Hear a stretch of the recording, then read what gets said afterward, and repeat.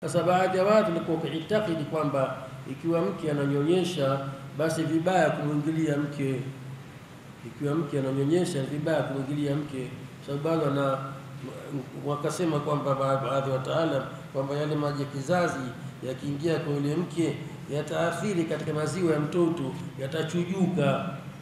Huu ni utaalamu. Sasa unaona ni utaalamu wazungumziwa katika utafiti kwamba yale maji ya kizazi yakiingia kwa yule mama yataathiri mpaka katika maziwa ya mtoto, maziwa yake yanayonyonya mtoto yatachujuka.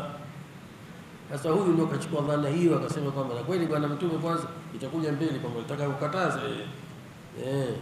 lakini kwa bwana Mtume kwa ni mtafiti akatafita kuona hayana madhara. Alikuwa atakataza kutokana na jitihada yake yeye tu, hakupewa amri na Allah subhanahu wa ta'ala.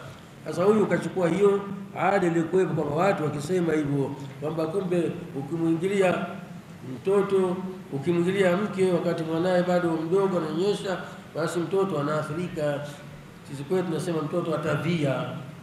Sasa akiona mtoto anachelewa, mbona huyu anachelewa sana huyu, ukua mtoto hawa bwana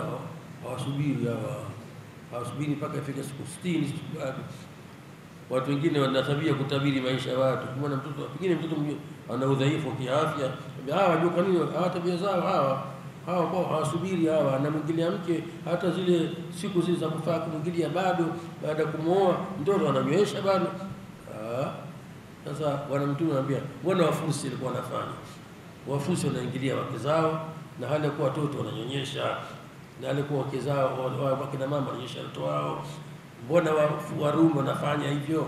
Ndio hapa namjibu Kwa hiyo bwana, endelea kufanya, yani si sababu ya kufanya azli, yani sio sababu kufanya azli uemwage maji ya kizazi eti utamwaga mahali pengine, kwa sababu labda tu ni sababu irudie ile ile tulisema, kama mwanamke mwenyewe ni hakawi kuchukua mimba, hiyo itakuwa sababu nyingine.